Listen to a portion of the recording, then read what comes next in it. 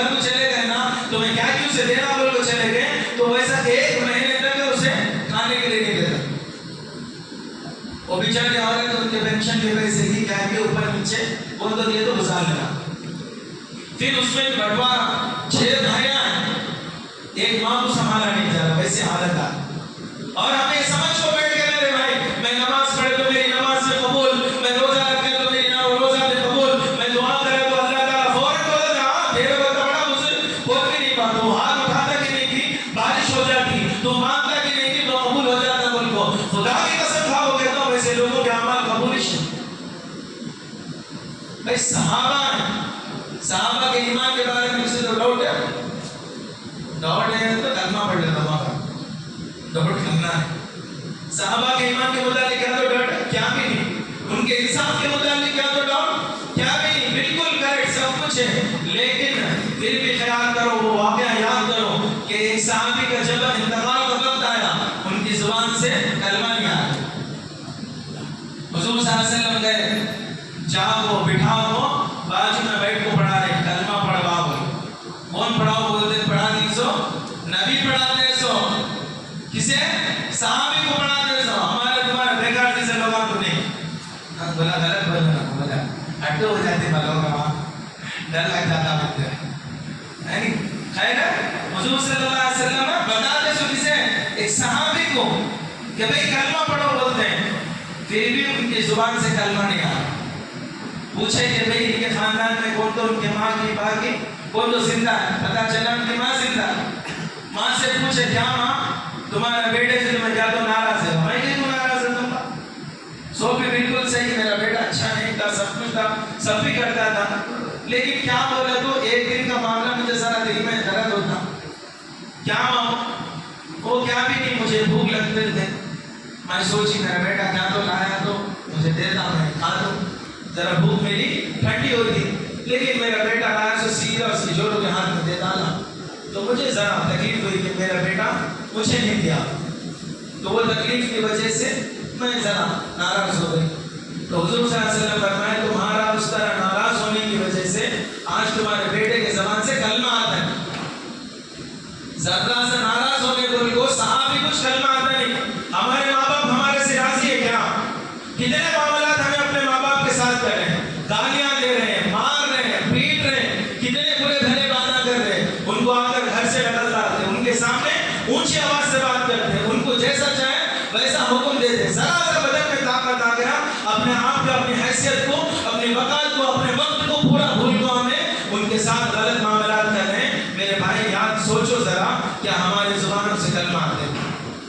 ہمیں ایمان کی حالت میں چلے جائیں کیا بھی نہیں رہا. آج ہمیں آ کر جو ہم نے ماں باپ کے ساتھ, اپنے لوگوں کے ساتھ, اپنے بیوی کے ساتھ, اپنے بچوں کے ساتھ جو ناانصافی کا معاملہ کر رہے ہیں, ہمیں یہ سمجھتے بڑے متفیاں بول لوگ ہم بھی بول لیتے ہیں کہ بھائی بڑے حضرت ہیں, بڑے اللہ والے, یہ وہ بول, لیکن اندر دیکھو تو پورا کھوکھلا, کیا بھی نہیں رہتا. تو اسی لیے میرے بھائی ہمیں آ کر اپنے ماں باپ کے ساتھ اپنے معاملات کو صحیح کرنا, کیونکہ اللہ تعالیٰ کیا فرمائے کہ بھائی ان کے ساتھ تمہیں احسان کا معاملہ کرو. اگر تمہیں یہ معاملہ نہیں کرے تو تمہارے اعمال کون سے بھی قبول نہیں. جوانی میں ہو, بڑھاپن میں ہو, کیا بھی مر گئے تو بھی قبول نہیں, تب تک ایمان نہیں تو پھر کیا بھی. اور جس کا ایمان نہیں ہوگی کہاں رہتا بولا, مرنے کے بعد جہنم میں جنت ہو جاتا. ایمان نہیں ہے تو جاتا نہیں. تو اللہ تبارک و تعالیٰ دیکھو کیسا اپنے عبادت کے متعلق فرمایا کہ جو میں نے بتایا نہیں کہ اللہ تعالیٰ فرمایا کہ بھئی میں عبادت کے لیے پیدا کرا. صحابہ اکرام پوچھے کہ اللہ کے نبی صلی اللہ علیہ وسلم جب یہ آیت اتری, اللہ تعالیٰ نے یہ کہا کہ میں آ کر عبادت کے لیے انسان کو جنات کو پیدا کیا, تو یہ تمام ضروریات کیسے, بھوک بھی لگ رہی, پیاس بھی لگ رہی, کیسے مٹتے؟ تو اللہ کے نبی صلی اللہ علیہ وسلم نے فرمایا کہ میرے صحابہ اس میں فکر والی بات کیا ہے, تم اپنے ماں کو محبت سے دیکھو وہ بھی عبادت ہے, تم اپنے باپ کو محبت سے دیکھو وہ بھی عبادت ہے, تم اپنی بیوی کا خیال رکھو وہ بھی عبادت ہے, تم اپنے بچوں کی تربیت کرو وہ بھی عبادت ہے, تم کھانے کے لیے بیٹھو بسم اللہ پڑھ کے کھاؤ وہ بھی عبادت ہے, یہاں تک کہ تم استنجا کرنے کے لیے جاؤ تمہیں بسم اللہ پڑھ کر استنجا خانے میں تمہیں داخل ہو جاؤ, جب تمہیں آ جائے باہر سے اندر سے باہر آ جاؤ, غفران کا پڑھ لو, تو جتنا دیر تم بیٹھو وہ سب بھی عبادت میں شامل. تو اللہ تبارک و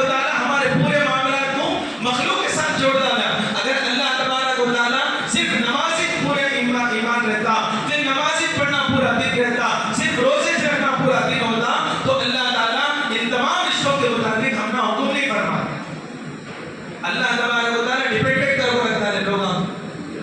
کہ تمہیں ان کے ساتھ جیسا معاملہ کرتے ویسا تمہارے ساتھ بھی معاملہ ہوتا. اگر تمہیں ان کے ساتھ بدسلوکی کرے تو تمہارے اعمال کا کوئی اعتبار نہیں. اگر ان کے ساتھ تمہارے معاملات صحیح رہے تو یاد رکھو سب بھی معاملات بالکل صحیح. اور اللہ کے نبی صلی اللہ علیہ وسلم صرف ایک مسلمان کو تکلیف دینے کے متعلق بات ہے تو کیا بتا کہ ایک آدمی خانہ کعبہ کو توڑنے کا ارادہ کرتا تو اس کے اوپر عذاب کیا آیا یاد ہے؟ یاد نا سب کو یاد رہتا. اب آپ نے چھوڑیا معلوم نہیں ہے ہاں نہیں الگ طرح پڑھتے نہیں پڑھتے رہتے ہیں جی سب کو آگے 10 سو رہتا تو پہلے سے بچ تو الگ طرح میں چلا کر بتائیں کہ جب ابراہیم لے کو گیا رشتہ توڑ کو بول کو ارادہ کرے تو اللہ تعالیٰ بھوزا بھوزا کرتا ہے تو دیتا بڑا بنا نہیں. اگر کوئی تو آدمی ہمارے سامنے خانہ کعبہ کا فوٹو اسے لاس سے مارا تو اچھی بات نہیں ادھیک جی ادھیک جوش آتا بھائی چھوڑی ڈائریکٹ جا کو مارا تو اسے قتل کر ڈالنا ہو یعنی کون کون قتل کرتا ذرا آن کیا جانتا پڑھانے کرتی ان کے یہاں تلوار کی بات دینے کا ارادہ نہیں لگے مجھے تھا تو کیا کرتے اسے قتل کر ڈالنا کوئی بات. اب اللہ کے نبی صلی اللہ علیہ وسلم کیا فرماتے سنو ایک آدمی مکے کو گیا مسجد حرام میں گیا خانہ کعبہ کو توڑ ڈالا خانہ کعبہ کو توڑ ڈالا باون سیماروں کو آدھا اتنا کیسے بھی توڑ ڈالا ویسا 70 ٹائم توڑا تو ویسا آدمی کتنا گناہ ہوتا کیا تو آئیڈیا ہے اندازہ دلائی سے صرف توڑنے کا ارادہ کرے تو اسے بھوسا کر ڈالا توڑ ڈالے تو اسے کتنا گناہ ہوتا ویسے 70 ٹائم توڑا تو 70 ٹائم توڑے تو اسے جتنا گناہ ہوتا اس سے بھی زیادہ گناہ صرف ایک مسلمان کو تکلیف پہنچائے ہوتا. ایک مسلمان کو تکلیف پہنچائے تو اس سے بھی زیادہ اب کیا کرنا تکلیف پہنچائے اور ہمیں اندر اپنے ماں باپ کو اپنے بہن کو اپنے بھائی کچھ ہمیں نقصان پہنچائے تو ذرا سوچو میرے بھائی ہمیں وہ کتنا گناہ ہوتا ہے. ہمیں نیکیاں کتنے کرنی گناہ کتنے کرنی نیکیاں ہمارے نمک کے خطرے کے جیسے اور گناہ کتنے بولے تو بریانی گڑے گا چیز ہے یعنی بار بار محفل ہے تو ایسی حالت ہے ہماری ہو رہی تو یہ لے کو ہمیں چاہتے کہ جنت ہو یہ چیزیں لے کو گئے تو اللہ تعالیٰ ہمیں جنت دیتا کیا ویسا ہوتا نہیں. یہاں تک کہ حدیث کے اندر آتا ہے حدیث کی تفاسیر کے اندر آتا ہے فرماتے ہیں کہ جب بندہ مر جائے ایسی حالت میں مر جائے کہ انہیں آ کر اللہ کا نافرمان ہو کہ اس کے دل میں کوئی ایمان نہ ہو صرف نام کا مسلمان ہو جیسے آج کل ہمیں مسلمان بن کو پھر رہے ہیں آج ہمارے چہروں کو داڑیاں بھی ہیں بہت سارے لوگوں کی تو نہیں ہے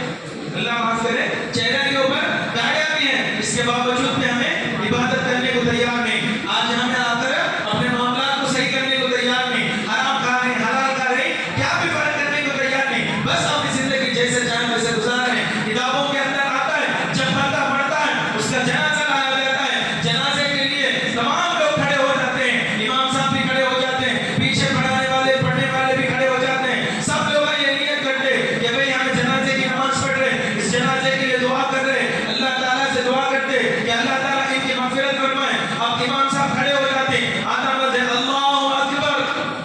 اور اس کے بعد کیا پڑھتے ہیں ثنا سبحانک اللہم اللہ تبارک و تعالیٰ کی آواز آتی ہے کہتے ہیں کہ میرے بندے رک جا اب زیادہ بولو فرشتہ پوچھتے ہیں اللہ تبارک و تعالیٰ انہوں تو تیری تعریف کرنا بولا سبحانک اللہم کہ اللہ تبارک و تعالیٰ تیری ذات پاک ہے تیری ذات بابرکت ہے بول رہا لیکن تمہیں آج کیوں منع کیوں کر رہے ہو تمہیں تو دنیا کے اندر انسان کو پیدا اس لیے کرے تھے کہ انہوں تیری تعریف کرے انہوں تیری بڑائی کرے تمہارے متعلق بولے تو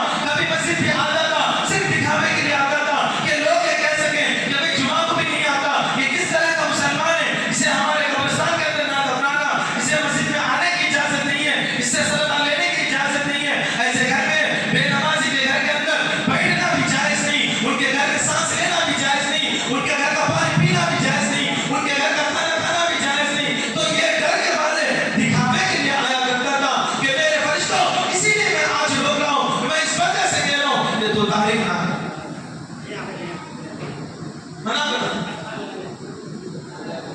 اس کے بعد بندہ